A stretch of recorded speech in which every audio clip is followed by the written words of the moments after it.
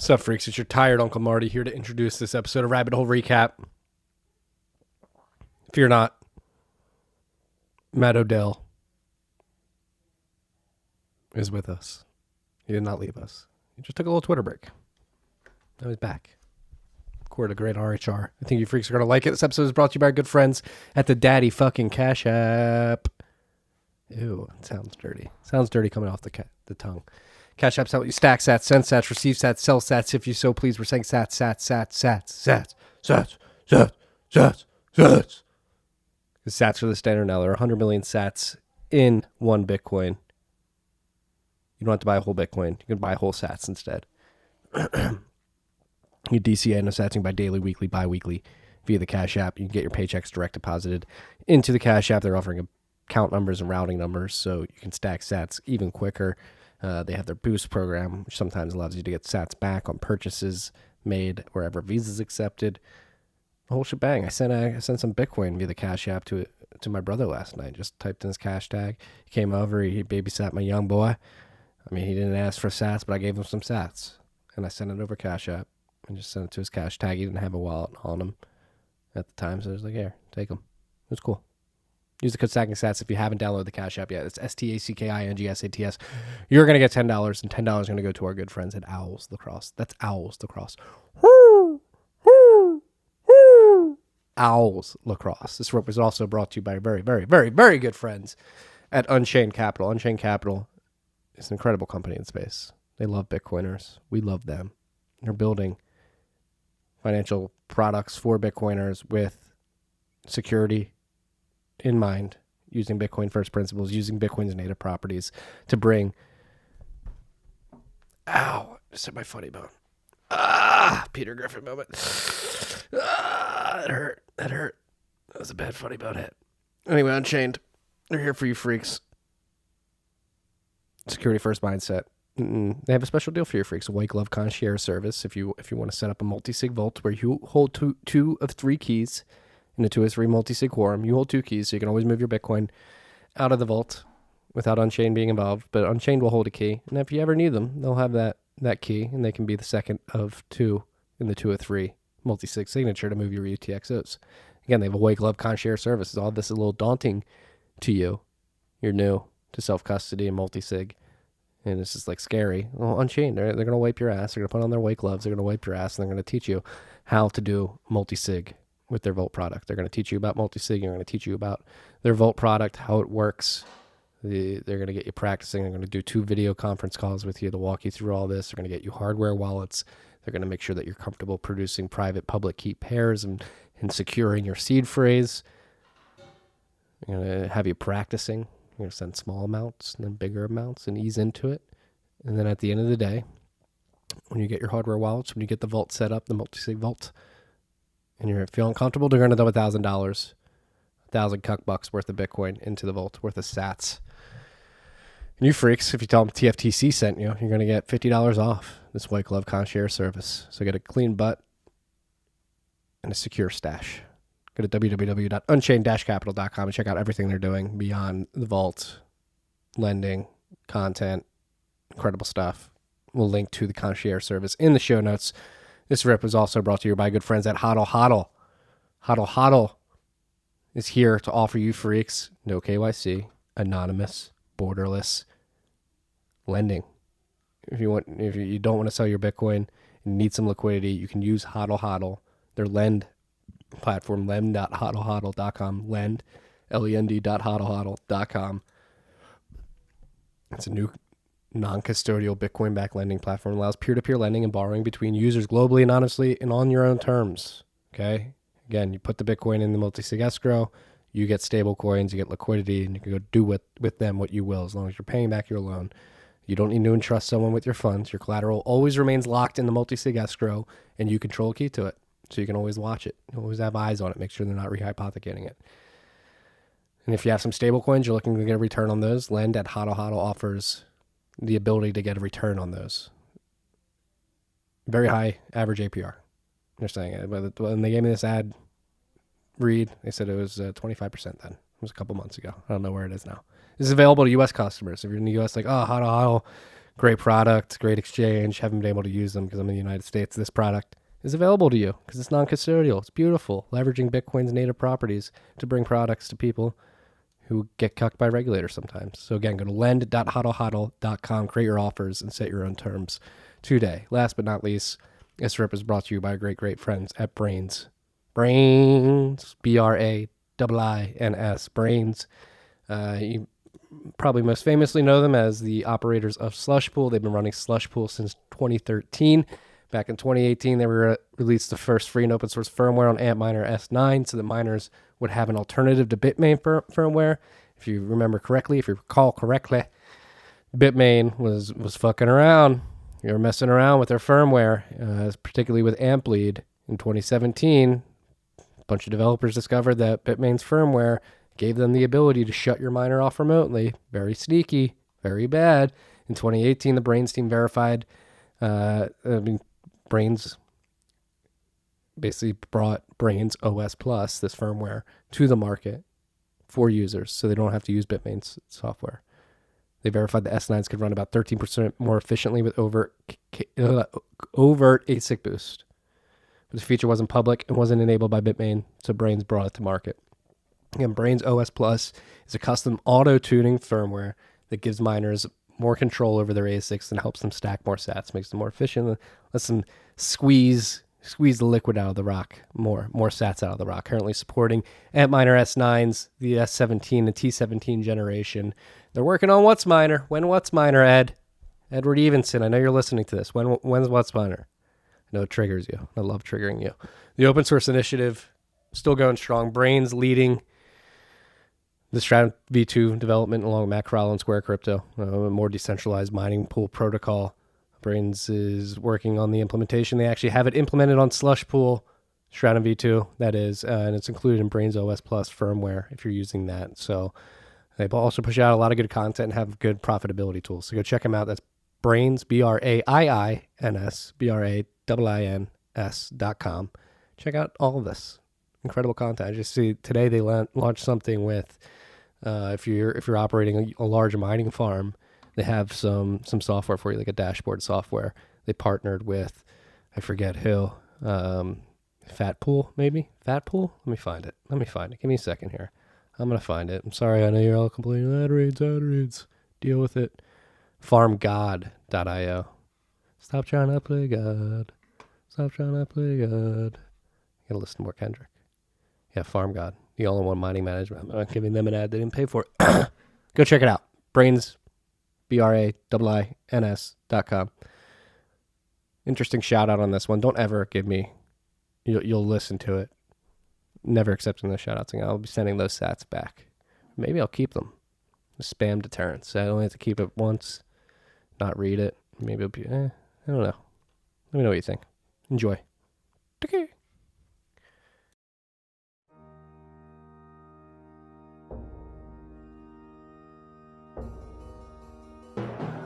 You've had a dynamic where money's become freer than free.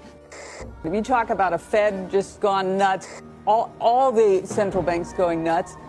So it's all acting like safe haven. I believe that in a world where central bankers are tripping over themselves to devalue their currency, Bitcoin wins. In the world of fiat currencies, Bitcoin is the victor. I mean, that's part of the bull case for Bitcoin. If you're not paying attention, you probably should be. Let's just fucking rip this shit. That's what you just told me, Matt Odell. So we're ripping this shit now. What's up, dude? Freaks are worried about you. How are you? Are we live? Yes, we're live. Not going dark on the freaks so quickly. I'm frustrated, Marty. Are you not frustrated in this bull market? I think I actually, I'm very optimistic right now. You're very optimistic right now, cheerleader Marty? Not cheerleader. Just things I'm seeing on the ground. Me, my other ventures in the space. I'm very optimistic right now. That's all I'll say. No, I'll say more. We got some items on the list that are making me optimistic. Okay, Marty, that's great and all. I am also optimistic. I'm bullish on Bitcoiners. I'm bullish on humanity. I believe Bitcoin's designed to pump forever. I'm excited that a lot of our predictions are starting to come to fruition. It seems like we're able to tell the future, and everyone else is just trying to fucking figure out what the fuck's going on after the fact. So all of those things are consistent. But also at the same time, we have the same fucking bullshit that started to happen around early 2017, started to really hit full force in early 2017, where we had every charlatan fucking scammer come out of the fucking woodwork and try and run interference for like every fucking scam there is. And they do gotcha questions and all these different, you know, whataboutisms and shit. And this time it feels even more insidious. At least last time, I guess, you know, it was kind of more obvious on the surface. You could see ICOs and all, you know, it was like really, really transparent. Maybe, I don't know. Maybe not transparent's the wrong word. Egregious. Yeah. I mean, specifically what I am witnessing is this whole idea of this custodial yield where you provide your Bitcoin to a regulated custodian who KYCs the fuck out of you, and they provide you some magical interest rate, is insidious. It's insidious, and it's providing an incentive to newcomers to give up custody of their Bitcoin. And it reeks of shitcoinery to me. It absolutely reeks of shitcoinery to me. And my question is, if you are someone who thinks that shitcoin promoters should be called out when they don't properly disclose trade-offs and they use whataboutisms and they run interference or scams, and insinuate that, oh, well, you know, most shitcoins are going to zero. Most shitcoins are scams, but maybe not my shitcoin. Maybe this one shitcoin, if you put your Bitcoin in, you'll have more Bitcoin later. Understand the risks, is like the same exact fucking thing that's happening with all this yield bullshit. And it's only going to get worse from here. It's only going to get fucking worse. And we're getting to the point where there's large accounts on Twitter and shit that are fanning the flames of these like dangerous concepts, like that the risk of storing your Bitcoin on a regulated custodian that rehypothecates as a service is a less risk for a newcomer than if they try and learn self-custody. And they're actively pushing this narrative, and it's only going to get fucking worse. And so I needed a little bit of a break from Twitter because I was fucking furious. I know you were. I could tell you were. I think everybody could tell you were. But Matthew, a wise man, once told me, don't get triggered online. It's a sign of weakness. Well, that's why I just signed off. Yeah. I know. I mean, again, to be clear, be aware of the risk, freaks. I know some of you out there are using these interest-bearing services. I'm sure everything's been working out well for most of you up to this point. Just be aware of the risk. Be aware of the risk. Be aware of the options out there. It's going to fucking blow up. It's going to blow up. You're not going to have any Bitcoin when it's all said and fucking done. Oh, is it definitely going to blow up? Mark, this is the problem, right? This is the problem. It's the same fucking thing that happened with shitcoins. And I at least think I'm a little bit more consistent here than some other people in this space, because as far as I'm concerned, shitcoins weren't a threat to Bitcoin, and they still aren't a threat to Bitcoin. I'm completely fine with people putting their money in shitcoins. If you want to put your money in shitcoins, by all means, do it. You have a right to do it. I think people should have options. People should be able to exercise their own right. Free market. You know, I 100% believe in the free market. Who I take issue with is people who know better and intentionally mislead people for profit, right? For the promoters that are intentionally not disclosing the trade-offs, right?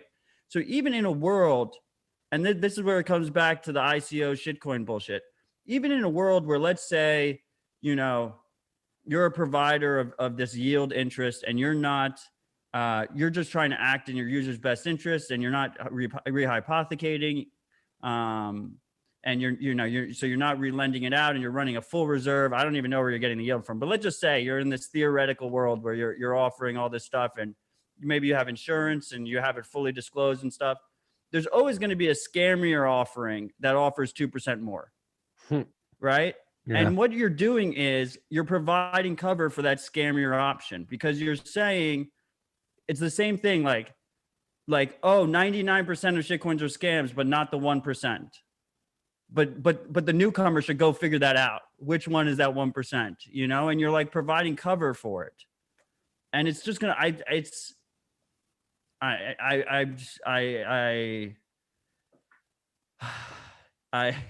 we understand. Yeah, go on. We understand your frustration. I know where you're coming from. Again, somebody like, it's not in my risk appetite. I am completely content with the gains that Bitcoin and its number go up technology has provided me up to this point, and I believe will continue to provide me into the future. As you said, Bitcoin is designed to pump forever, and I'm not willing to risk it for the 6% biscuit. Personally, again, some of you freaks out there are. Beware of the risk. And if you are shilling these products, make sure that you're articulating the risk, right? I think that's important to stay logically consistent and be a good steward of stuff that's going on, right? Yeah. I mean, that's a very level-headed distillation of kind of where I'm at here. But I don't think that these products should be in the risk appetite of anyone who's new, period. Like it's like, you know, if you're some, if you're some old timer that should know better and you want to make a little bit of yield off of your Bitcoin, then it makes more sense to me. But like these newcomers, like what, like this guy, a guy who owns, you know, 10 million sats and is just trying to stack for his first time is being encouraged and pushed into these services. And it just seems wrong. It just seems wrong. And it just feels like no one's fucking talking about it for the same fucking reasons that people let the shitcoins happen. And there's a lot of hypocrites on the Bitcoin side of things that are very, very outspoken about shitcoins that are very, very quiet about this shit. You be warned, freaks. We'll warn you here. Understand the risk. Understand the options. But like I said, I'm extremely bullish right now. We don't have to focus on this. I know not all of you are doing this stuff. Probably most of you aren't. Let's talk about the good stuff. We're going to start on Clark's dashboards. We got accused of, I also been getting accused of fucking FUD all the time, which I'm aware of, freaks. So I front loaded it with bullish shit on the list. There's a ton of bull. I mean, I'm very optimistic. I mean, we are winning. I think we're going to win spectacularly based on what's going on right now. We'll get to it. First, Clark's dashboard. Consolidating. Are you bored of this price action yet, Matthew? We're sitting at $57,760. One cuck buck's going to get you 1,731 sats. I fucking love this consolidation. Stacker's paradise. Let's fucking go. Moscow time is standing still right now, it seems. We're sitting at a 1,080,000,000,000 market cap. I'm pretty sure I got that right. I probably got it wrong now that I'm thinking about it, but whatever. We are 6.5% below the all-time high of $61,760. Rodolfo has been adding to the corporate treasury website, currently sitting at 1,373,437 Bitcoin are being held on corporate treasuries. That's 79.3 billion cuck bucks worth of Bitcoin, or 7.35% of the total Bitcoin supply. Current block height is 678,352, 18,677,111, 111 and 33.33 Bitcoin have been distributed to the network. That's 88.94% of all the Bitcoin that will ever exist, of all the 21 million Bitcoin that will ever exist.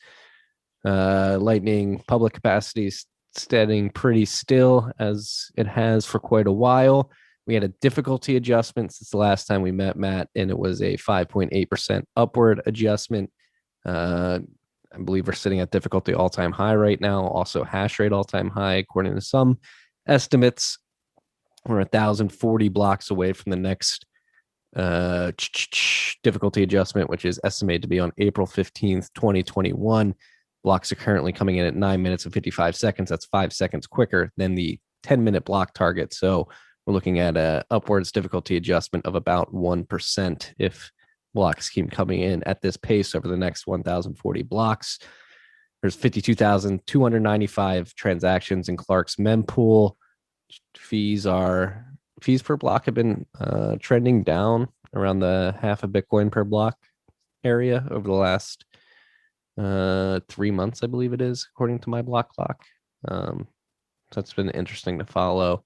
Yeah, all's quiet on the Bitcoin front, it seems, except for like what's happening outside of the Bitcoin network with announcements and developments, and there's coin flips going on. What do you think of the coin flip? Let's start with the coin flip. I fucking thought it was hilarious. Your caps lock coin flip tweet, and then like the next morning you like woke up like I guess like a little bit hungover or not, and you're like, I don't really like it anymore. Yeah, well, I just like it was all happening in the moment, so I was just like excited. I was like, coin flip, what the fuck? Like I was reading the mailing list. I was like, coin flip. And it like happened as I was writing the bent that day. So I wrote about it, and in the bend, I just tried to be as objective as possible, just explain what was happening, and like not really put my opinion in because I didn't know if I had one. Yeah, then I slept on it, woke up, and I was like, I don't know if I like this. I think regardless of your opinion, you shouldn't like the coin flip idea. Yeah, so let's explain it. You want to explain it for the freaks? You want me to? So a bunch of Bitcoin developers have been having these weekly meetings on IRC, or sometimes bi-weekly, about Taproot activation. And I guess the most recent one, there was a variable that it seemed like a bunch of the participants were split between whether or not they should use it. And it was either the actual block height or the medium time passed, correct? Yes, I believe it was like will activate after. But what's the activation logic? Yeah. Like so when you're doing activation logic, but in this case, I guess it was the speedy trial concept, right? Where we have 3 months, miners have 3 months to signal. Then after those 3 months, if they signal, it'll activate 3 months after that. And the question is, what is the time that you put in that activation logic? And it was block height versus medium time passed. And because there was a disagreement, they basically decided that at a future block, the hash of that block would act as a coin flip. And if it fell one way or the other, everyone in that disagreement would agree with whichever way it went, right? Yes. And not everybody agreed. I mean, height makes so much more sense to me, I think. But I don't know if I just think that because like grass is greener, because like MTP got selected. I'm too block dumb. height just seems clean. Yeah, block height seems really clean. But is I the don't argument get the that there could be a median time reorg at that pass. block height? What? I don't get the median time pass. What is it like? You have an activation threshold. The medium time pass is because the issue is the reason we use block height in the first place is because the timestamps aren't standardized. So you need median. Because the timestamps are like within an error range, but the miners are just submitting their own timestamps. Yeah, you could technically have like a higher block height, but a time that's. Which is why they would use median, because just in case fuckery happened, that it would get averaged out. Yeah. I'm too dumb. I think the bearish aspect of this is that there's just why are we even in this tangential discussion? The whole point of speedy trial, I thought, was just to speedy trial it. Yeah, figure it out. Is the coin flip like such a developer argument, right? And so that's why I think like I did all caps coin flip. I was like, we figured something out to break a stalemate, if you will. And then then I slept on it. I was like, I don't know. Is this the best way? Like, is this a precedent? Like, is the coin flip a precedent that could bite us in the ass in the future? We talk a lot about precedents with protocol upgrades. Is this one of those hastily thought out solutions that'll come back to bite us in the ass? I don't know. I'm waiting for our resident young opinionated Bitcoin core dev, Ben the Carmen, to jump into this live chat and tell us what to think. But I just want to be clear to the freaks. Like, I think this is a little bit above my pay grade. I think it's a little bit above Marty's pay grade. I think it's an important topic, though, which is why Marty covered it in the bent and we're talking about it here. But I think that one of the key aspects for people to realize is that Bitcoin is hard to change. And that's a feature, not a bug. So whenever things get delayed, you shouldn't fret. You should just be grateful that any bad changes would also get delayed, hopefully indefinitely. Yeah. And so there was some action on the Bitcoin dev mailing list earlier today. Michael Folkson, excuse me, wrote like a little the subject of the emails: update on speedy trial, the circus rolls on. And basically gave a breakdown of what we just described. And then so Andrew Polster responded to that. And I think this is interesting. For what it's worth, as somebody who wants to use Taproot, I don't care at all about activation parameters. And I especially don't care about block height versus MTP. If a coin toss is what it takes for people to move past this, that's fine by me. Then Matt Corallo responded to that. It's probably worth noting. But while the coin toss was acceptable to many people as who cares, just move on, the two authors of actual code for the two proposals here also came to an agreement on a way forward. So it's not like it was a coin toss to overrule everyone on the other side. I think people proposing MTP and block height both agreed to a coin toss. I don't know. Like Matt said, it's above my pay grade. Figure it out. That's all I'm going to say. I just think it's, oh, Ben, you're in the live chat. Are we supposed to be happy with the coin flip, or like, well, what is our opinion supposed to be on that? I think it's like bad. It's just bad. Just to add on top of that, I just think it's just bad press when we're supposed to be like this very conservative development process and people see coin flip. Yeah. It was cool how they did the coin flip, though. They used Bitcoin to do the coin flip. Was it Ben the Carmen was pro block height, not MTP, right? Yeah. Ben the Carman is saying coin flip is good. Stalemate was broken. Okay, but Ben, there was the opposite choice that was picked of yours, right? Bad press is very true. It is. Uncle Marty will read the YouTube comments. It sounds like we were mostly on the same page with our resident Ute over here with Ben. So we appreciate Ben for coming in and providing some insight there after he was called. He is pro block height, but he's also pro coin flip. So he's most aligned with Marty pre-sleep. Right. Maybe I had a bad sleep that night. Maybe it wasn't so bad. The coin flip. I just think block height seems clean, but maybe I'm wrong because there was a disagreement. Yeah, it seems, yeah, right. Okay, Andrew Polstra. I think he's been working. Has he been working on Taproot? Is he more like Musig? I think he's been working on Taproot a little bit. But like, yeah, he's like, I just want it, figure it out. I respect his opinion. Very smart from what I can glean. All right, we'll keep you guys posted. We've been covering Taproot activation for some time now. We're not going to stop after the coin flip. So hopefully stalemate was broken and we get more progression towards an activation method, because I personally would like to see Taproot integrated into the Bitcoin. Well, it's already integrated live on Bitcoin's mainnet, activated.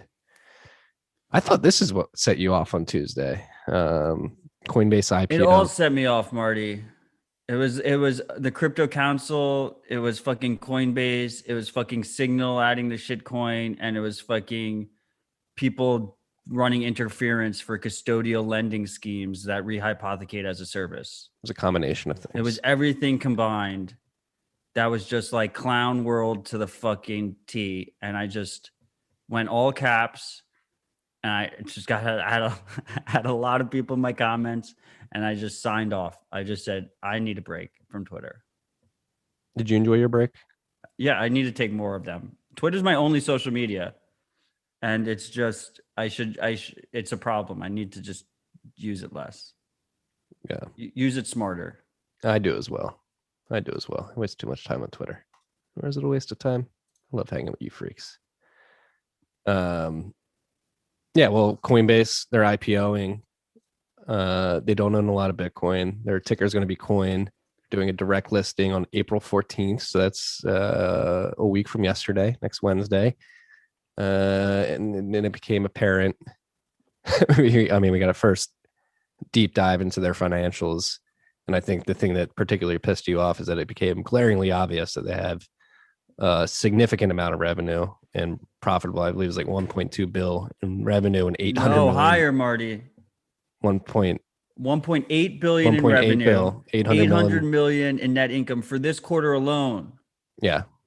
And They so have- you were mad because have- they were LARPing about selling chain analysis surveillance software to the IRS or the US government The specifically. DEA, the IRS, and the SEC, or was it just the DEA and the IRS? I'm not sure. The point is, they sold surveillance software to the U.S. government agencies, and Brian Armstrong and Coinbase told us multiple times with straight face that they needed to do it to recoup costs, and they made less than 400K on it. You know, and meanwhile, they're going to make $2 billion in revenue this quarter. Clearly full of shit, but everyone's got their hands in that fucking pie, and no one wants to rustle feathers. Or if they have hands in a competitor pie that's being looked at as a comparison in terms of valuation that also wants to go public, and no one wants to fucking rock the boat about it. But they clearly fucking lied to people. Like, it wasn't to recoup costs. Why'd they do it? They did it to earn favor, to get this IPO out the door so that they could fucking do their final dump on retail, because that's what they love doing, dumping things on retail. So like, that's fine. But just be honest about it. And like, other people should be honest about it instead of cheerleading this fucking IPO like it's some golden fucking beautiful moment for Bitcoin when it's not. It's a sad story. Coinbase is a sad story of them capturing users and shoving shitcoins down their throat. What could have been? I saw our boy Stop and Decrypt getting into it with Eric Voorhees over this particular subject. Voorhees coming out and be like, how can anybody be against Coinbase? They've provided so much. Like, we would not be here without them. And I mean, arguably true, yes, but somebody would have stepped in and filled that void if it wasn't Coinbase, right? And then, like, what if that party that stepped in stayed true to Bitcoin, didn't try and split the network, didn't offer all these shit coins to dump on retail, didn't hire an hacking team that like built software to spy on a whole country's which worth they of then people. sold to the U.S. government and other governments for pennies, while pretending that they're recouping costs. Yeah. And then meanwhile, they don't even own that much Bitcoin, which is like, what the fuck? See, but there's a delineation to be made here, right? So they don't own that much Bitcoin themselves. And presumably my guess is the Bitcoin they own is because they realized they were IPOing and they saw what Michael Saylor was doing. They were like, fuck, we need to own Bitcoin before we go public, because everyone wants to see Bitcoin on balance sheets now. It's like the cool thing. And they like scrambled to try and get something on their balance sheet. But if you... Oh, before I continue, we have our boy Keep It Simple Bitcoin that's trying to call a top here on the Coinbase IPO, saying that marks the top, presumably for Bitcoin. I mean, you couldn't be more wrong, dude. I hope you don't trade based off of that information. Just stay humble and stack. We are nowhere near the top. Coinbase might not own that much Bitcoin themselves on their balance sheet, but they are currently custodying $223 billion worth of quote unquote cryptocurrencies. The overwhelming majority of that is probably Bitcoin. Almost half of that, a little bit more than half of that, is institutions. So just a reminder that every time you see that Glassnode chart about things leaving exchanges, it's like leaving Coinbase and then going into Coinbase custody.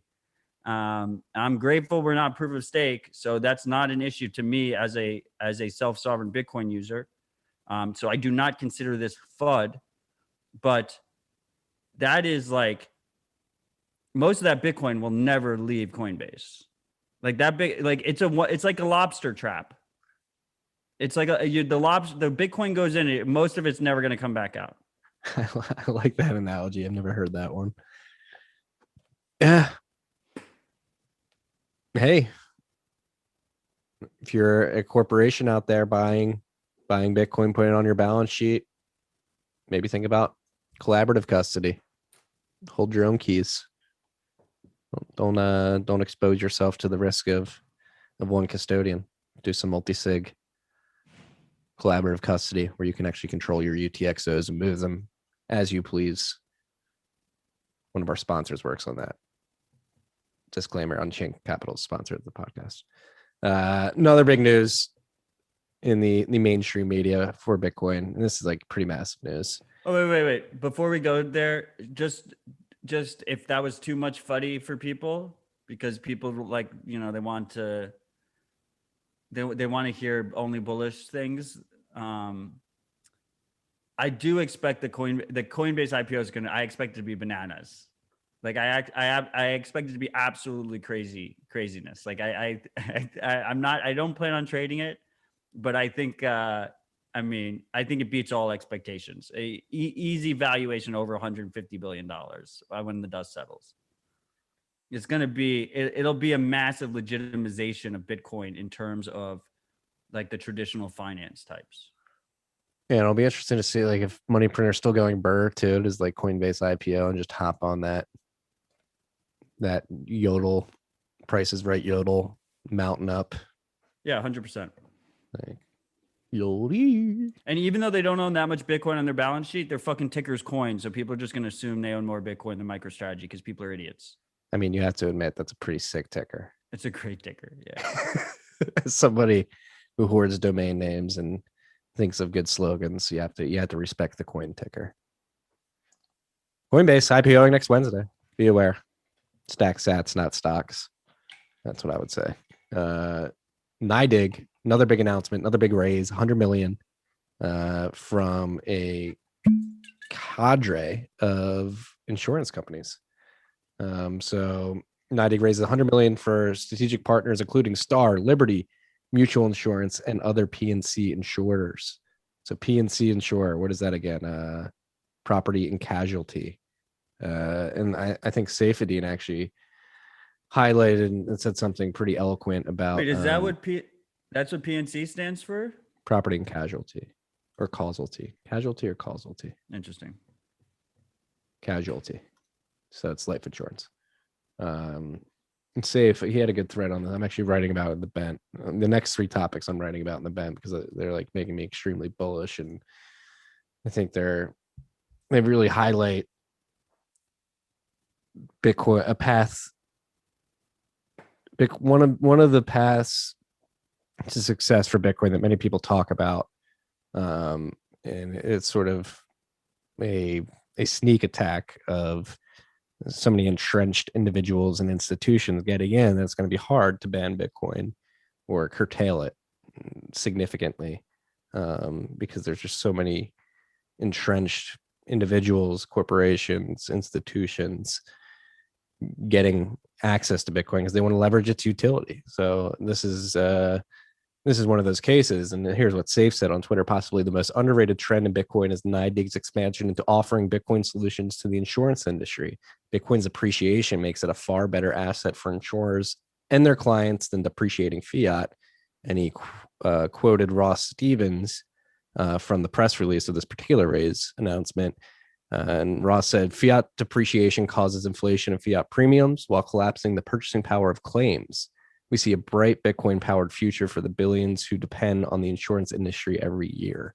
So Safe again saying NYDIG's insurance solution division is hiring the former CEO of Transre, Mike Sapnar. They already have investment from Mass Mutual and New York Life. The global insurance industry is a $6 trillion a year, and it hasn't even dipped its toes in Bitcoin yet. So this is a massive conservative industry really moving in earnestly to use Bitcoin as a better claim payout or insurance product for their clients. And they're doing it because they've done their homework, they've evaluated the options, and they've decided that Bitcoin truly is a better asset for them to protect their businesses and their clients' policies, which is really, really interesting to see. And not something that really got talked about much throughout the years that I've been following Bitcoin is insurance companies coming in and using it in this way. It completely caught me off guard. Right. And the people that I guess this is a signaling mechanism for think it's a very big deal. Like Marty just said, that the insurance companies are some of the most conservative players, with massive balance sheets, and obviously are paid to understand risk. So their opinion, I guess, is appreciated by people. I personally have never liked insurance companies, but we did have a freak reach out who tried very strongly to convince me that I was wrong on that. And I did appreciate that. Do you remember that, Marty? Yes, I do. So I just want the freaks to know that when you reach out to us about those things, it does change my opinion a little bit. All that said, though, in a post-Bitcoin world, I listened to your most recent episode with Untapped Growth, your most recent discussion with Untapped Growth. In a Citadel theory world, shouldn't I just hold Bitcoin? Why do I need, to pay an insurance company that is going to try not to pay me when I need them to pay me? I would argue yes. I think the signal here is that these insurance companies are rotating into Bitcoin for claims that have already been made by customers. So they're adding it to protect claims that are already made, right? It's not like maybe they will integrate it for future claims, but it's really a protection mechanism for assets and policies they already have on their books, which is interesting. So Keep It Simple Bitcoin is a little bit upset with me for mentioning his top call. So he is mocking me a little bit in the live chat. My thinking with the post Bitcoin world thought is this idea of needing insurance for everything that we do a product of like the fiat, over litigious society that we find ourselves in? Like, isn't the ultimate insurance like having savings? Yeah, I agree. Yeah, I agree. Again, I think I'm highlighting that. I think it's very interesting because, again, like insurance or not, it exists, and people are buying it and buying policies, a lot of which is mandated. Like at Great American Mining, it's shocking how many insurance policies we have to get just to get on these oil fields. So they exist, and I think the signal here is they literally need Bitcoin to protect the value of their policies and the ability to pay out claims. Right. That's irrelevant of the end user, whether or not they're going to choose insurance or not. Yes. They need to cover their own ass, every man for himself. Yes. So pretty massive. And again, this is like, hey, large, multi-decade, some of them centuries old insurance companies, very conservative, coming in saying we need Bitcoin. It makes it harder to shut down. And it does feel like NYDIG is just fucking vacuuming money in right now, right? Which is like, it's like super, it's like, so like, this is what the crazy thing that people are calling tops and shit, or like arguing about the efficacy of 6%. Like these guys behind the scenes are just funneling money into Bitcoin right now. Absolutely ridiculous. Yeah. I mean, a little inside baseball for you freaks out there. What I'm seeing, it's actually pretty obscure inside baseball, but some of the conversations we're having at Great American Mining would shock people. What's going on out there in the mining world, in the United States specifically. More bullish news. Our boy Matt Alborg has updated some data on the Useful Tulip site. I'm not sure if this is like a live data feed or he has to manually update this. It was basically diving into P2P exchange volume in Africa, hit an all-time high this week. And take that line there, African P2P volumes hits new all-time highs with a grain of salt. So it's two P2P exchanges, Paxful and Local Bitcoins. So you have to take into consideration that it's only those two. And then on top of that, you have to take into consideration it's only the volume that they report and their customers report to them. And then on top of that, you have to consider the fact that many people just do one or two trades with other individuals on these centralized P2P exchanges, which is funny to say. And then they'll just coordinate with each other offline on chat apps. And I would suspect that volume on the chat app trading is significantly higher than what we see from the actual reporting on the P2P apps. Yeah. First of all, I'm 99% sure that it's updated automatically. He just every once in a while will, recap where we stand to highlight the numbers specifically on Twitter. But sometimes he gives us like a nice detailed blog post. Shout out Matt Alberg. He's been doing great work. Those are the two largest P2P exchanges globally. And I think it's safe to say that we're at all-time highs because they're relative numbers. They're numbers that he's been tracking this whole time from these two P2P exchanges, and they could be extrapolated further. But I do agree with Marty that they're probably significantly higher because you have the Airbnb effect. You have people who they find a customer through one of these platforms, and they have a direct financial incentive to take it off the platform, because if they stay on the platform, then they're paying a fee to Paxful and local Bitcoins. But if they go off the platform, then they get to keep that fee in-house. So you see that all the time in these apps, these platforms that are designed to connect two people together. And that's why you see a lot of the time the platforms try and control as much of the experience as possible. With like Uber, like all the payments go through Uber. Airbnb, all the payments go through Airbnb. And if you try and put your phone number into the chat and stuff, they try and block you so you can't communicate outside of it. But in the Bitcoin world, like we're talking about permissionless money. And a lot of times on the opposite side, we're talking about like gift cards and cash and things that are less, that are on the fiat side or the more censorship resistant side of it. So they really can't protect. It's very difficult for them to prevent people from going outside of them for return business without completely destroying their platform. So it should be assumed. Yeah. And then Matt, I saw Chiefy Nundum, Free Freaks Are Unaware, is an individual from Ghana who I actually had on the podcast really early days when we were still recording in Barstool. Yeah, talking about Bitcoin in Africa. I would go check that out if you want like a throwback. Got in a conversation with him about it because he obviously is from Africa, and he was shocked at the P2P value. He said, I think if people understood the data, people like Steve Hanke going around saying Bitcoin is a footnote would be discredited. There'd be a lot more thoughtful discussion about what was really happening. And then Matt hopped in that thread as well and made us aware that Binance actually has a pretty big P2P exchange, but they don't report trading data for some reason. So that's another. Probably because of regulatory reasons. Yeah. I mean, even if we just assume that all the activity was only happening on those two exchanges, it's massive, right? Like that's the key takeaway, but it's probably a lot larger than that. We have Ride or Die Freak in the live chat, MG Blazer, asking, will NYDIG fight extreme BTC cap gains tax? And, I've been talking on this podcast about how I don't think these institutions and rich individuals, wealthy individuals are necessarily going to fight for sovereign Bitcoin usage.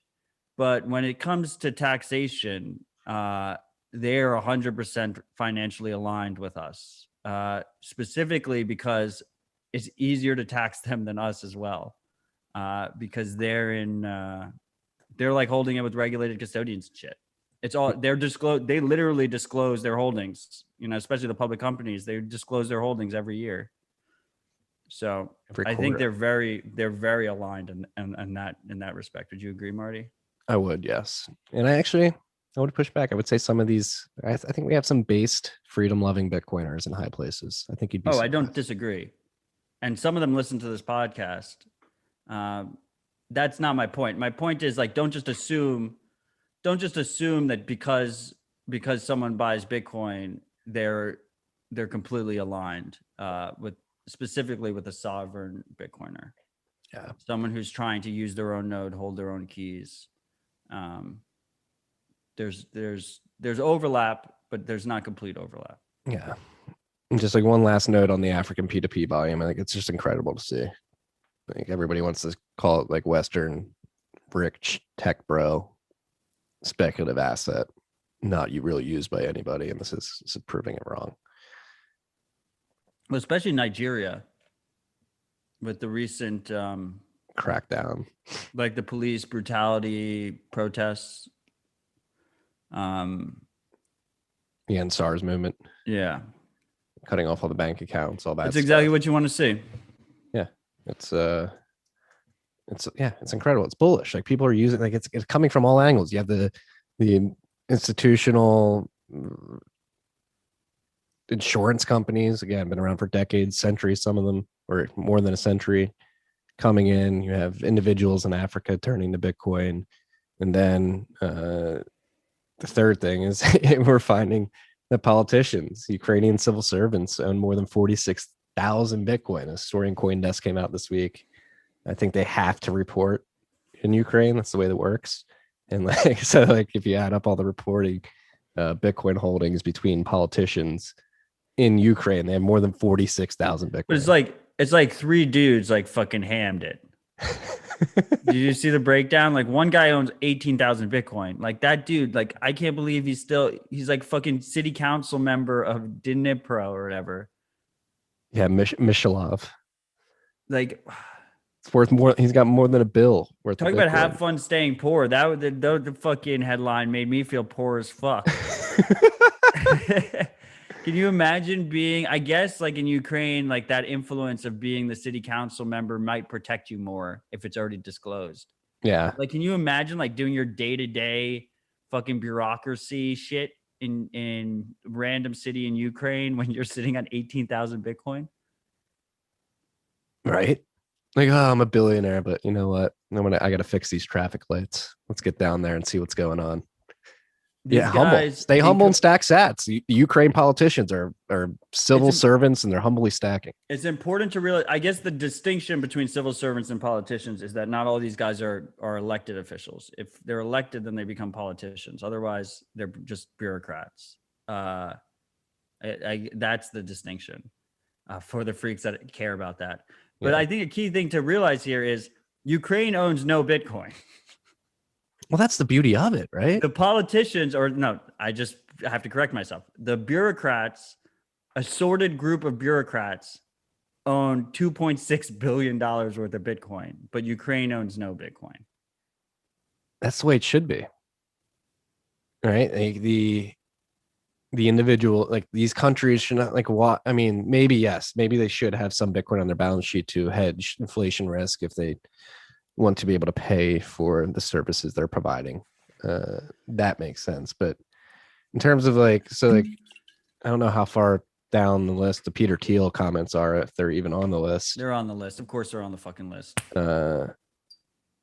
It's like obviously big hoopla yesterday.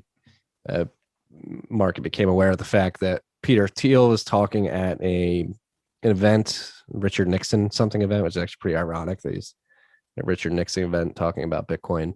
And I mean, a lot of theories going around, people saying whether or not he was trying to fund Bitcoin or slyly trying to incite the US government to think more smartly about Bitcoin and get in the game, basically saying that China is all over this and it could be used to attack the US dollar's reserve status. And so maybe you should be paying attention. I think that's probably what it was. Now that's another thing I had to sleep on. Be like, I called Peter Thiel. If you're listening, I called you a pussy. I deleted the tweet. I'm sorry. Did you really delete it? Yeah. You know what? I felt bad. You felt bad for Peter Thiel?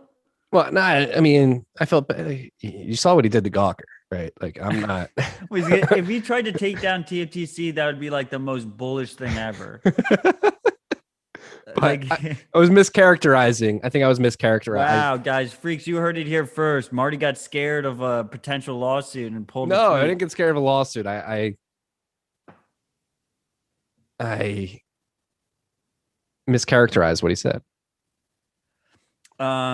Is it Thiel or Teal? I go back and forth. Observant Tape in the comments is making fun of my pronunciation. That's why I hesitated. I didn't know, but it doesn't matter. I just want to go real quick back to Ukraine before we jump into Peter. Now they're agreeing with me that I pronounced it correctly. I think like if you're a city council member of Dnipro, which is the main guy, let's talk about the main guy, 18,000 Bitcoin, right? 18,000 Bitcoin is a lot of money. What is it? It's like $1 billion. Is it $1 billion? That's what at the time that the CoinDesk article was written. That's Right. 18,000 Bitcoin is $1 billion. So this guy owns $1 billion worth of Bitcoin. More than $1 billion. More than $1 billion worth of Bitcoin. It's kind of fucked up that he's not like, I don't know. I hope he's advocating for the city that he's representing to also own Bitcoin. Right? Yeah, one would hope. Yeah. Like he should be, I hope he's just been ignored this whole time and he's just been, screaming his head off like a proper Bitcoiner. Maybe he's quietly trying to become but there's nothing quiet about publicly disclosing that you own 18,000 Bitcoin. Yeah. Well, and again, tying this back to Thiel's comments, a lot of people took that as like the U.S. government needs to get in and buy Bitcoin, yada, yada, yada. Going back, like I think the individuals, right? All the U.S. government has to do, they can buy Bitcoin. I think that would be effective in signaling to the global markets. But I think the best thing they can do is just incentivize U.S. citizens to innovate around Bitcoin, acquire some Bitcoin. I mean, they're sort of in a weird spot where they can't actively say go adopt Bitcoin because it competes with the dollar, but they can slyly, via lax regulation and a lack of coming down on Bitcoin activity, incentivize Bitcoin adoption among the citizenry. If they could easily incentivize adoption. The thing is really the prudent move, and probably how you see it playing out right now, is that the politicians are securing their bags, and then they're going to try and have the government secure their bags before they tell the average pleb to be incentivized to go do it. Yeah. That's like how the incentives are set up, right? Yeah, it makes sense. Okay, so let's go back to Mr. PayPal Mafia, his comments, since we jumped ahead on the list. You originally thought, so it's very interesting because so this is a lesson in Bloomberg headlines not accurately reflecting things that were actually said. So I only had the Bloomberg headline and a small snippet of part of his speech at the Nixon event, and then I saw the video with the full context and changed my perspective. Right. So first, Bloomberg tried to run with the headline that was kind of fuddy, and they sent it out to all Bloomberg terminals first, and it was like, Peter Thiel calls for Bitcoin regulation, reverses course and calls for Bitcoin regulation. This is a guy who has a massive bag of Bitcoin. He's invested in his own mining venture that competes with Great American Mining in terms of trying to be as patriotic as possible in their messaging. He obviously co-founded PayPal.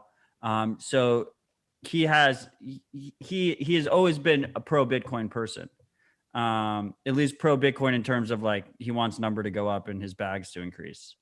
So Bloomberg tried to almost pitch it as him completely changing his opinion on it, right? And calling for super tight regulation and saying that it was a weapon of China. I think they specifically used the words weapon of China. And then the Richard Nixon Institute, I guess this was a private event, but it was virtual. The Richard Nixon Institute released, or Richard Nixon Foundation, whatever the fucking organization's called, released the actual video clip after the Bloomberg headline, basically as a FUD buster, right? Yes.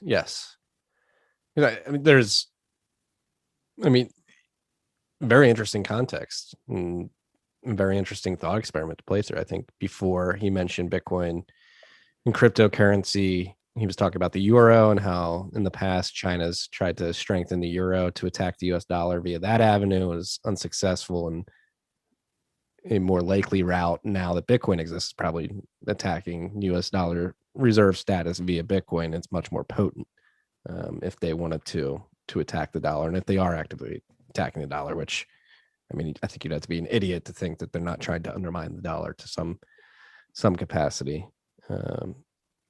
But and then and again, like he called himself a Bitcoin maximalist, and he said like he shit on central bank digital currencies too. He's like they're not cryptocurrencies, they're not distributed. So would you say your take is that he is, and I saw American Hodl came out with like a similar take, is that he is basically trying to neg the US government into having a pro-Bitcoin policy to counteract the Chinese, and he's trying to take advantage of anti-Chinese sentiment to try and drum up support. yes. And I think he has ulterior motives for Palantir too. Right. Palantir and Layer 1, his mining firm, or whatever he else wants to do. Yeah, I don't know what the status of Layer 1 is right now. I just want to be absolutely clear. Like, Peter Thiel is an enemy of the people. Yeah, Palantir sucks. Palantir is a straight fucking evil corporation. And yeah. And but I do, Palantir is literally a CIA front company. They're a surveillance corp. They're a CIA. They're basically an arm of the CIA. They will be in the chain analysis game as well. They're completely surveillance as a service. The use of Chinese fear mongering to try and prove a point is not lost on me. It is something that I admit that I do to try and get people to care more about privacy. Because remember, freaks, do you really want the Chinese to be able to see all your financial transactions? Look what they do when they do have that power. Do you want your social credit score? Yeah, it is weird. It is weird. Bitcoin is the money of enemies, as they say. I think the Palantir founder, or he's not a founder, is he? He's just like I think he's the largest founder. investor. Is he? Yeah, I think it's his baby. I think it's his post PayPal baby. I don't know, because wasn't there a point when like the Palantir CEO, didn't he leave angrily because he just hated the direction the company was going in, basically admitting that it's like a CIA front, and I don't remember. He's not happy with it. I don't remember that, but they are a public company now. They're larger than they've ever been, and I'm pretty sure he's one of the founders, if not the founder. I was like they had a. Did you ever walk by their office in the meatpacking district? No. Always creeped me out. It's got like one of those neon lights. It's like right on one of the cobble streets by like the Beta Works VC building. And I'd always walk by it whenever we'd go to the West Village or meatpacking and be like, it's where they're spying on us. It's just like a nice little storefront, not nondescript. Office space with like a neon Palantir sign. It's like, wow, this is where it's happening. The beauty of the private surveillance companies in America is that they're able to do things that the Constitution wouldn't allow the government to do above board, and then the government just pays them a contract to get the databases. So it's really a beautiful symbiotic relationship right there. And then meanwhile, he champions himself as a libertarian. But that company just completely exists on government subsidies. Right. It's just all government contracts. Yeah. Yeah. Maybe, do you think Palantir is doing good things on behalf of the government? No. Fuck them. Yeah. I have come to the conclusion though that the evil companies tend to perform better financially. So I wouldn't say I'm short Palantir, but they can go fuck themselves. I would co-sign that message. All right, but what I'm going to write about in the Bent today after I post this, get this live, late Bent, sorry freaks. Again, NYDIG raising 100 million, African P2P volume, hitting a new all-time high, Ukrainian Civil servants owning $46,000 worth of Bitcoin. Oh, another thing I wanted to mention there, Hugo Nguyen quote tweeted that and said he was in Vietnam, and there were like rumblings when he was in Vietnam that their politicians were doing something very similar to what's going on in Ukraine. So again, like this is just like it's coming from all angles. You have the institutions, the individuals, and the politicians all acquiring Bitcoin. The crazy part is U.S. politicians are required to disclose Bitcoin ownership as well. So except for the smart ones that haven't disclosed, these Ukrainian bureaucrats have way more Bitcoin than any of the U.S. politicians. No one comes even close. Do we even have, like, I don't even know if we have a U.S. politician that has disclosed more than 50 Bitcoin. You got to pump those numbers. U.S. politician. I mean, you can't trust a politician. You can't expect a politician to be this based in America. That's pretty crazy. Like, if we can extrapolate, most countries of Ukraine's level don't have disclosure policies, I presume. I don't even, like, are there just like low level civil servants and just like random ass fucking countries that have thousands of Bitcoin? Seems like it. What does that mean for the next 20 years or the next 50 years, especially if the U.S. is slow here? Well, that's the beauty of the U.S. Like, luckily, regulatory crackdown has not happened excessively in the U.S. So would you garner to say like American citizens per capita compared to other countries have more Bitcoin? Yeah, I mean, I think maybe not more, but I think America, measured in Americans holding Bitcoin, we're doing very well for ourselves. As a percentage of the overall population? Maybe not as a percentage of the overall population, because we do, I mean, not if you compare us to like an India or a China, but compared to everyone else, we do have quite large a population. But I think if you talk about absolute numbers, we're doing really well. If you're when you start talking per capita, then all of a sudden, Ukraine's doing really hot, right? Or like Canada or Australia or like Sweden or something, where they have very low population, but they have talking about Bitcoin users. Yeah, but I'm talking about not holdings, size of holdings, just exposure as a percentage of the overall population. We have Freak Hornet M in the live chat that he makes a very good point, is that this guy who owns 18,000 Bitcoin, that's just a Bitcoin he disclosed. That's his decoy stack. So it's important to realize he has significantly more than that. What a flex, an 18K decoy stack. Yeah, but again, very bullish. Bitcoin is inevitable. It's just ingraining itself in society from all directions. It's a beautiful thing to see.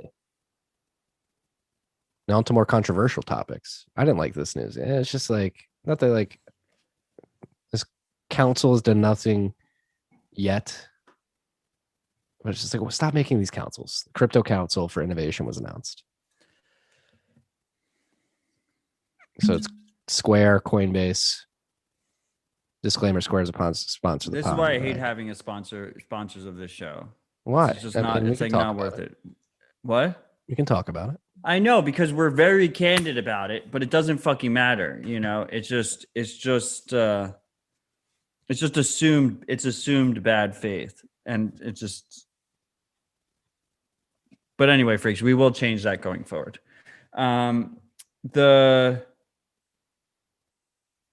Yeah, I'm glad that Bitcoiners are inherently skeptical of this shit. Specifically, 2 of the 3 founding members, Coinbase and Paradigm, are in the surveillance game. Paradigm is one of the lead investors of Chain Analysis. So people should be skeptical of this shit. But at the same time, people shouldn't be surprised that this shit is happening. And Cash App, Square could have done way, and it's like, it just sounds like I'm just it just sounds like I'm making excuses, but like they could have done so, like our bar is so low when you compare them to someone like Coinbase, or like a Gemini or something. Our bar is so low, but Square Crypto keeps coming out. They keep funding all these projects. We haven't had, like any kind of coin join issues on withdrawing out of Cash App. It does seem like Jack is in tune with the Bitcoin community, but again, nothing's been done yet with this council. But yeah, it's like what we've seen this time and time again. Like even when Bitcoiners tried to do it, what was it? The B Foundation after the Bitcoin Foundation. So if any of you freaks are new to Bitcoin, these types but the of B Foundation was it was interesting. Okay, continue. Let's do the history. So it all started with what? The Bitcoin Foundation? I guess. There was a Bitcoin Foundation. There's the Bitcoin Association. You remember the Bitcoin Association? I don't remember the Bitcoin Association. That was just Bruce Fenton just like created it and made himself CEO. So he had like a nice title. President of the like Bitcoin. Bruce. No, I like him too. And then he became the president of the Bitcoin Foundation. First Bitcoin Association, then Bitcoin Foundation. And the B Foundation. But it felt like it was co-opted, right?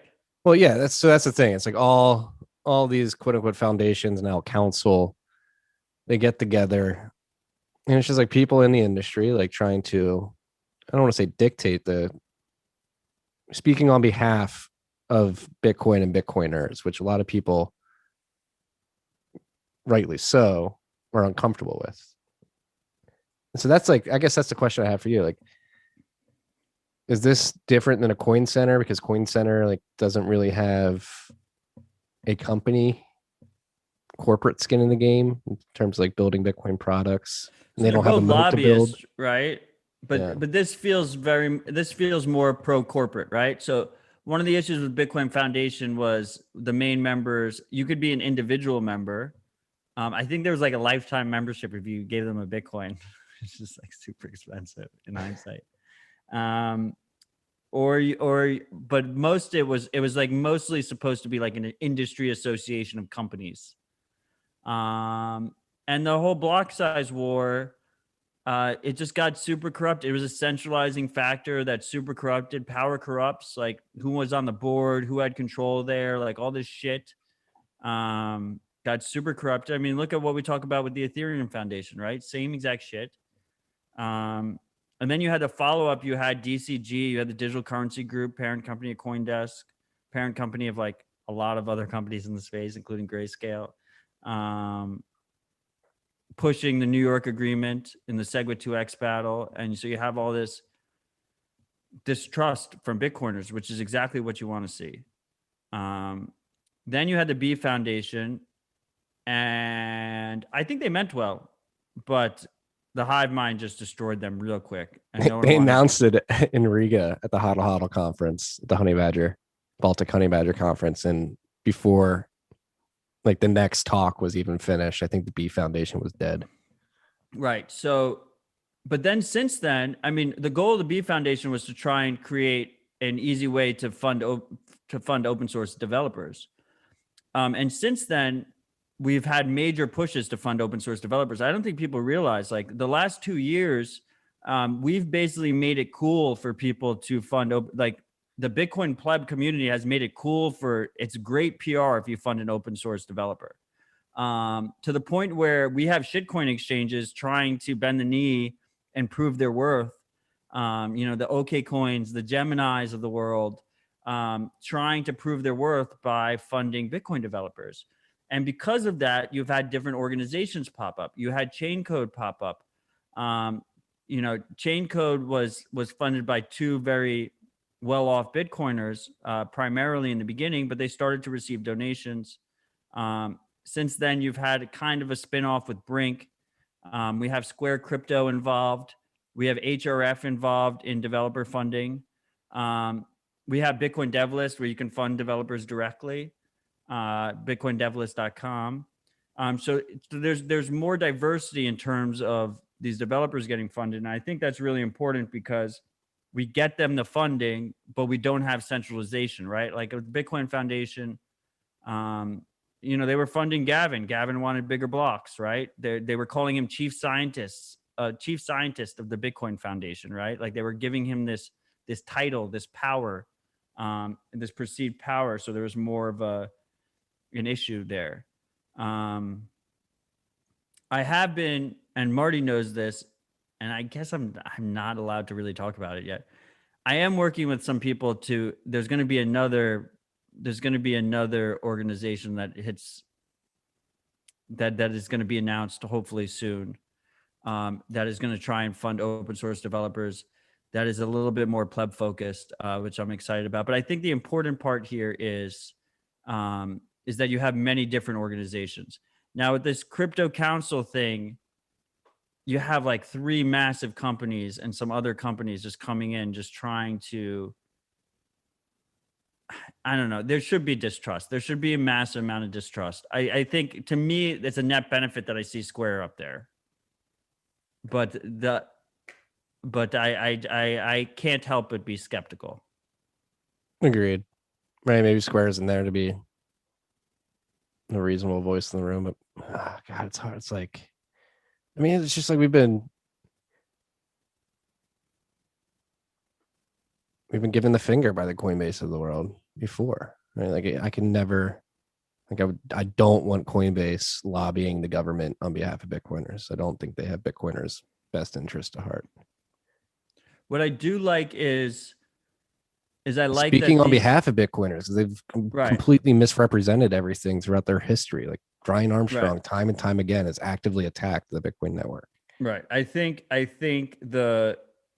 key difference is with the Bitcoin Foundation, they were a lobby organization and they also funded developers, right? I think it's important that organizations that are funding open source development aren't also lobbyists. They should be separate. So I think that's a net benefit, that it doesn't seem like this crypto council has any intention of funding developers. So at least we have some separation there. But it just goes back to like rich people and institutions to think that they have, the same incentives, the same alignment of incentives as a sovereign Bitcoiner is completely, misguided. They obviously don't. We shall see. Again, I think we should be fair. They have not done anything yet except announce that they exist. So maybe they'll surprise us. We'll see. Well, I mean, Paradigm is one of the lead investors in leading chain surveillance firm Chain Analysis, and Coinbase sold surveillance tools directly to the U.S. government and presumably other governments, because why would you stop at the U.S. government if you need to recoup costs? Like, you should just sell them to everybody. We'll see.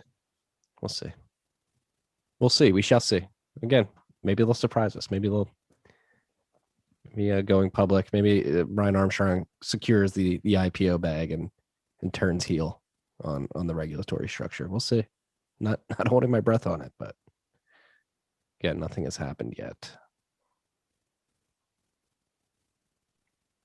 Nice transition here. Square Crypto has an ongoing grant for mempool.space, a project that we very much like here at TFTC. So they're doing Bitcoin denominated grants. They've got 14,043,207 sats. Yeah. Sats denominated grants. So 12 months. I think they're going to be paying out. It's 14 million sats a month for 12 months. Yeah, per month. That's what I didn't know if it was 14 million sats overall or 14 million a month. No, it's like a Bitcoin and a half. Yeah. Hell yeah. So shout out to Square Crypto. Again, mempool.space. Open source project. Shout out to Wiz and Soft Simon, the 2 lead maintainers over there. They're bullish. They negotiated the grant in Bitcoin, locked into Bitcoin terms. Hey, that's what you got to do. I look forward to we'll circle back in 12 months and see how much those 14 million sats are worth for that last month. That's hey, if you're a podcaster out there and you can negotiate these Bitcoin company deals in Bitcoin, it's a good deal. It's done TFTC well. throughout the years. And hopefully we just go value to value at some point. Just get sat straight from the freaks. I guess we could stop here. Freaks complaining about having to listen to ads on Sphinx as they stream us sats. Just I can't create. We've already talked about this, like the separate RSS. You can't have an RSS feed. If you contribute, just skip the ads. That said it. And we got to figure out, Mark, you got to figure out how to do the split. Did you see that Curry's doing the split? Yeah, we got to do the split. I need Dev. DJ for listening. Curry's got the split automatic from Podcaster Wallet. I think you can just like change the code. Yeah, I got to figure that out. You know, Uncle Marty's not, I can't even get my video going for this. So I got to figure out. I got to sit down and figure that out. Maybe it's easier than I think. Let's do the shout outs. Oh, good call. I was going to forget that we got a lot of shout outs this week. First one, I think a freak thought they were going to get me, but I noticed it right away. It's just a hex of the first Bitcoin block, the Genesis block. Interesting. I'm not going to read it out loud. Do you think they actually want me to read it out loud? Yes. Should I? Or is that going to take too long? Look, I'm a man of the freaks. I will always say yes. All right. Oh man, wish me luck. F9BE B4D9 1D01 000001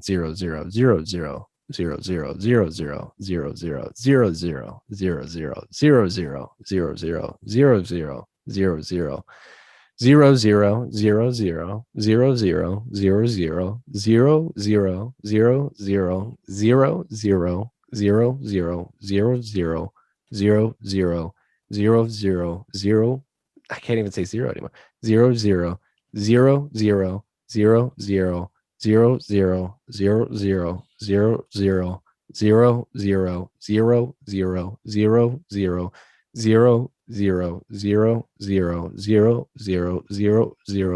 3B832C7A7B12B2 7A7B127B2 7AC7C81BC38888A5132 3A9F B8AA 4B1E 5E4A 29FFFF 001D 1DAC 2B7C 01 01 00 00 00 0001 0000 0000 0000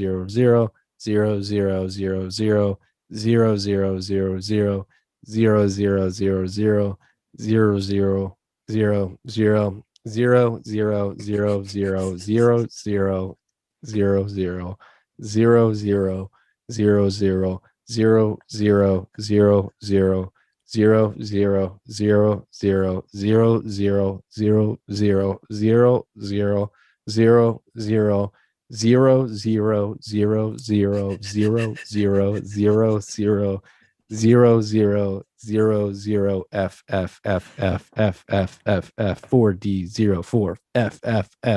F4D04FFFFFFFFFF001D0145546866520546960 6573 2030 332F 4A61 6E2F 3230 3039 2043 6861 6E63 656C 6C6F 7220 6F6E 2062 769 nice 686B 206F 6620 7365 636F 6E64 2062 6169 nice 6C6F 7574 2066 6F72 2062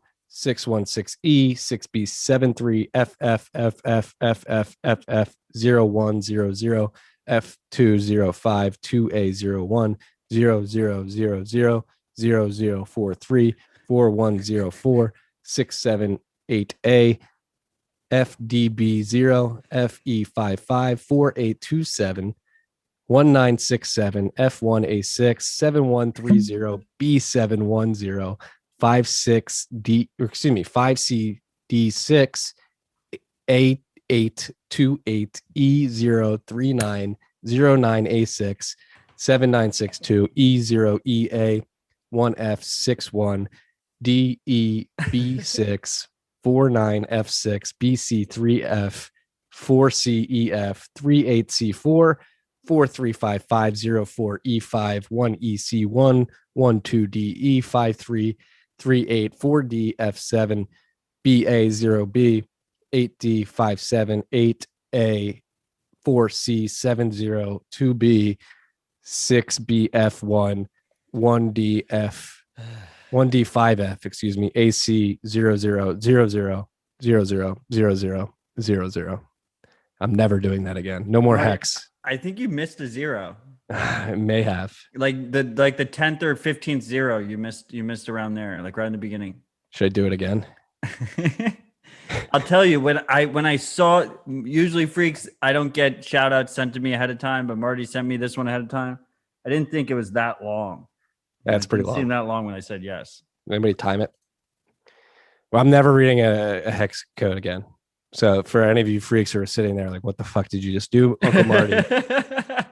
So this is how Bitcoin data is stored in hex. What's it called? The best is when you read 69. You're like, nice. So this is data displayed above, or excuse me, the data that I just read out loud is Bitcoin's Genesis block. It's binary data in hexadecimal form with 1 byte per 2 characters. A quote unquote BLK file is composed of multiple blocks like it. The upper limit of the size of each BLK file is 128 megabytes. If a file reaches the maximum allowed size, the Bitcoin program creates another file to store new blocks. So we live and we learn, and don't ever send a hexadecimal shout out again, because I won't read it. I'll send you your stats back. But I tried to show the freaks it on the screen, like mid hex way through, and then I realized again that Zoom has like a horrible screen share policy where they just try and dox every screen if I open it. So there you go. You're gonna have to deal with audio only. You heard it here first. Maybe that's the first time the Genesis block hexadecimal data has been read aloud. If so, history was just made. Thank you, freaks, for joining us on this episode of Rabbit Hole Recap. I need a glass of water. We've got 5-6 more shout outs to go. I thought you were just ending the episode. That was like, that's how you usually end the episode. To the freaks that care, I posted the full shout out onto Twitter. If you want to go back and verify to make sure that he didn't miss that zero. I'm pretty sure the 15th zero, he missed it. So just keep that in mind. That was hard. All right. Next one. Hello, freaks. I'd like to give a shout out to a project that will never buy ad space on TFTC, BISC. I'm allowing the BISC shout outs. Allowing the Matt. I think you'll be okay with it. I completely missed that. What was the BISC shout? Did he just shill BISC? Well, I just read the first sentence of the shill, but it's a shill. Oh, sorry. I got stuck on Twitter because I posted it. I apologize. Pay attention. Stick with me here. Everyone please. should use BISC. We have BISC on the screen right here. And I think Corey Edwards asked if the BISC price we use is based on a limit order or if it's the last known sale. And it's the last known sale. You can see on the left side, it shows the last known trade. Now you know. Well, we're not done the shout out. I'll start the shout out again. Hello, freaks. I'd like to give a shout out to a project that will never buy ad space on TFTC, BISC. If Bitcoin is the most important tool for a sovereign individual, then BISC is number 2. How can you expect to fully seizure resistance, censorship resistance, and all other important aspects of the core and with KYC sats? You can't. Is there a learning curve? Yes. Do you have to deal with on-chain fees for multiple transactions? Yes. But if you're not willing to put the work in now, you'll regret it later when the next data breach leads to someone committing a $5 wrench attack on you. Did you know that TXN fees are lower on the weekends, transaction fees? Did you know that trading fees are lower for market makers? Did you know that the offers you don't see are for a lower premium, but we were already taken? Man up, be a maker. Set your offers on the weekend and you'll never pay more than a 1.5% premium. I've done it since 2019. And then he has something for us to read individually, Matt. But you're not going to read it publicly? Oh, he asked us not to. It's okay, so send that to me. So I can read that. Shout out to this freak. I mean, use BISC, guys. What he's talking about with the makers is you can set an order that doesn't automatically get filled, and it presumably will get filled at some point is the hope. And usually if you do that, you're able to set it a decent amount underneath the Evil Empire price, like on Coinbase or whatever, which we have the Evil Empire on the top here if you're watching the live stream or the YouTube after the fact. And we have BISC underneath. You're able to usually set a lower price and that order will get filled if you have a low time preference. I do want to correct one thing that he said. BISC would never have an ad on Tales from the Crypt. I implore this freak to go back and listen to some of my Citadel Dispatch discussions, because I must have given them now like 8 or 9 free ads. I think he's saying officially paid by BISC, which I agree. I mean, we've showed BISC plenty of times in this podcast. I know, yeah. So BISC, the BISC maintainers are secretly bribing me in the background to provide the ads. That's the conspiracy. Well, then you got to stop tweeting out that like Citadel Dispatch ad free. I mean, ad free doesn't include the bribes, the secret shill bribes. Oh, okay. All right. Next shout out. You thought I was done, motherfuckers? All caps BISC shout out incoming. Put your diapers on. Chain snooping perverts are cucking you. Brian Armstrong keeps asking you for dick pics. Don't be an influencer. Keep your head down and stack sats. Is he calling us out here? Freaks, I'm calling on you to man the fuck up and use BISC. Watch Cap Odell's guides on PGP verification. Start with Zelle, then use money orders, then take some of those sats and buy your own BISC shout out on RHR. I expect there to be more time dedicated to BISC shout outs than ad reads. If you don't, Peter Shit wins. Excuse me.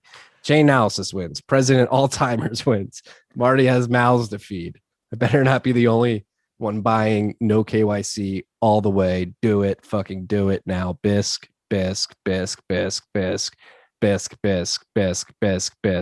fucking go. Fantastic. I love you, freaks. You guys are the best. Thank you. I do have mouths to feed, freaks. Thanks for contributing to the TFTC endowment. Yeah, thank you for contributing to my son's health, well-being, and growth as a young child, and my wife too. We're feeding her mouth. I eat every once in a while as well. Hi, Marty and Matt.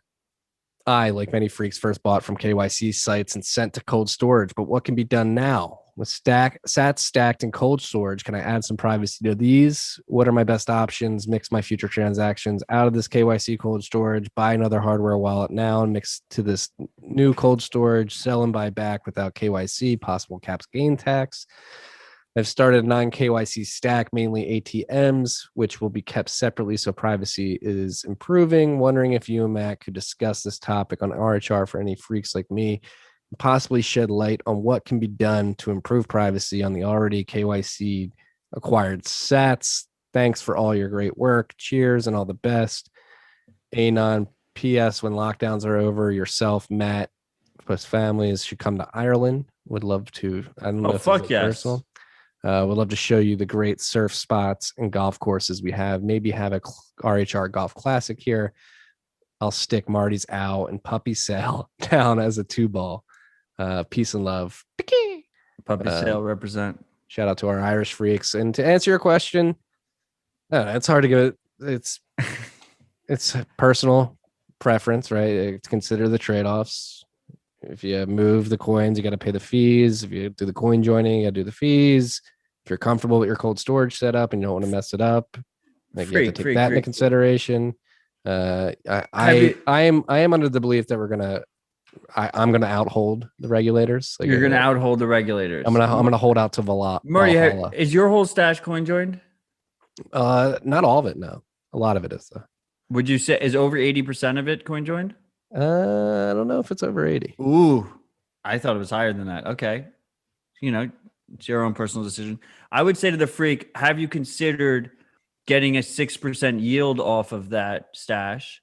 You can use our ref link, which is in the show notes. Do your own research. Risks are applied. I'm kidding, obviously. Don't fucking do that. I don't know, man. Like I obviously think you should coin join. I think forward privacy is important. I think you have KYC records, and those KYC records are directly tied to exactly what you bought, and the addresses you bought. And in the future, they can be used to determine every single transaction you make in the future. If you give it to your grandkids or whatever, every transaction they make in the future. BitcoinPrivacy.guide is a great resource to start with. So maybe consider going over there. It's very all encompassing. Personally, I'm not a hardliner in terms of sell and then, sell, pay your taxes, and then get no KYC. I think there's a place for a KYC service if you're using your KYC salary, your KYC fiat salary that is going into your KYC bank account, then goes into your KYC Bitcoin account, and then comes out and then goes into CoinJoin, is a relatively reasonable trade-off, in my opinion. From a privacy point of view, pulling it out as cash and then using the cash to go into Bitcoin and then coin joining is strictly better, but it is what it is. I think it's a reasonable enough trade-off. Yeah. I mean, the convenience of exchanges is real. I personally do succumb to the convenience of it. So. Oh yeah. So we're having just to this freak, like we're gonna have a TFTC golf tourney in Ireland, right? Is that like the plan? Is that what we're doing? This is way better than the idea of doing it in Dallas in August or Miami in June. Like I feel like Ireland TFTC golf tourney for the children is what it's about. The real diehards. Yeah, we're gonna do it for the children. We're gonna donate to the children. Matt, I'm sorry to admit it, but I had the Masters on silently here in the backwards. We got Bryson's +4 right now. And what the hell is this guy's name? Why can't I can't believe you're watching the Masters in the background right now. It's Masters. We got a ride or die freaks turned off the Masters. They put live sports on record on their DVR, and they're joining us, and you have it on in the background. Is somebody what the hell is this guy's name? I can't think of it. Young Buck, Under Armour sponsored. He just had a terrible shot off a tree. Trying to get out of rough. Next shout out. That was your Masters. But just one second, just to go back to the freak. I mean, no matter what, you should keep the number one thing is keep your no KYC and your KYC stack separate. Even if your KYC stack goes through CoinJoin, keep it separate. And then even if you fuck shit up, at least you don't have them combined. Yes. Beware the trade-offs. Again, these are personal decisions. It's up to you. Extreme ownership over your sats. Do not trust us. Do your own research. On to the next one. Sup, freaks? Me and my brother are plebs, class of 2017, and love the pod. We shoot the shit daily, talking about BTC and other maxi things to help distract us from our day jobs. This was a special week for my brother as he became a father to a brand new pleb baby boy at block 677,938. Congrats. Welcome to the club, to this freak's brother. He's a bona fide stud, and the entire family is absolutely pumped. I know so many people are scared of bringing babies into this crazy world, but BTC, TFTC, Citadel Dispatch, and the other plebs give us confidence towards our new family members' future. Much love. Hope to unite with you boys in Miami. Satoshi Saurus. Congrats. Congrats, freak. Circle of Welcome, life continues. Baby freak. Bullish on Bitcoiners and their ability to pump out children. Bitcoiners are good fuckers. This is something I've come to realize. A lot of kids out there. Congrats to your brother. as a father myself, it's an incredible thing, incredible gift, the gift of life, gift of being a father. It's a beautiful thing. So I'm very happy for your brother. I hope you're listening to this and you're smiling because your brother bought a shout out for your son. It's a good uncle. 100%. I 100% co-sign that message. Love to see it. Congratulations, Freak. But at the same time, I think it's important that we mention that Pardis BTC Pins in the live chat mentioned that we really shouldn't be watching the Masters until they switch to an orange jacket. Like, as long as it's a green jacket, I feel like we should be boycotting it. Oh, I don't. There's some Lindy on the green jacket at the Masters. I don't know. Well, we're breaking Lindy here. We're breaking Lindy with a new Lindy. That's just true. Maybe that's when we know Bitcoin has made it, when a Bitcoiner buys a Augusta National and changes the Masters green jacket to an orange jacket. Or is that like a top signal? That's a good question. That might be a top signal. I mean, keep it simple. Bitcoin was wrong about the Coinbase IPO, but when the Masters do change their jacket color, you should probably expect a big dump. Yeah. At that point. Yeah, be aware. We warned you. Next one, 2 more shout outs. Continually grateful for all the dopeness that streams through your mics every week. Thank you, and thank you. I know I'm not the only freak who feels your importance in the space cannot be understated. That said, I am a little concerned our boy Matt Odell, having followed him and you, Marty, on Twitter since I discovered Bitcoin during the 2017 bull market, as Matt pops the bottle. He seems to be getting frustrated and losing patience, coming in the form of snarky tweets and a recent alter ego and Caps Odell. Matt/Caps, the freaks are relying on you to stay positive and continue the fight, the good fight. We are behind you, figuratively, not literally. and remember, if things ever seem like they're getting worse, consider a world without Bitcoin, which would mean a world without Uncle Marty and the freaks. I mean, I would still be here. I'd definitely just be maybe I don't have a podcast. That's a world not worth living in. Damn it, I'm going to stretch these 50 cuck bucks as far as I can. Marty, what's the most annoying thing about Matt? Matt, please respond. Same question directed at Marty. From at YOLO Pills. They're all thrown in to Kaz. Picaz at this. God, put me on the spot here. I didn't read this one until here. I don't know. Maybe what's the most annoying thing? When I'm on the golf course and I get the standards ready for you text, I guess it's not annoying at all. I'm just annoyed because it's like, fuck, I gotta do That's this. like when someone takes like a job interview and they're like, oh, my negatives, my weaknesses, I'm too loyal, I'm too critical of myself. It's like, oh yeah, you're so annoying. You get the standard ready while I'm golfing. Yeah, no, I guess, well, in the context of this shout out, I get annoyed when you don't listen to your triggering advice. Okay. Well, I get annoyed when we're like 4 RHR lives in and Marty still doesn't have his camera working. That's valid. I get annoyed at that as well. Oh, that's good. Someone said you should be annoyed at me when I get distracted in the live chat with the ride or dies. Yeah, but now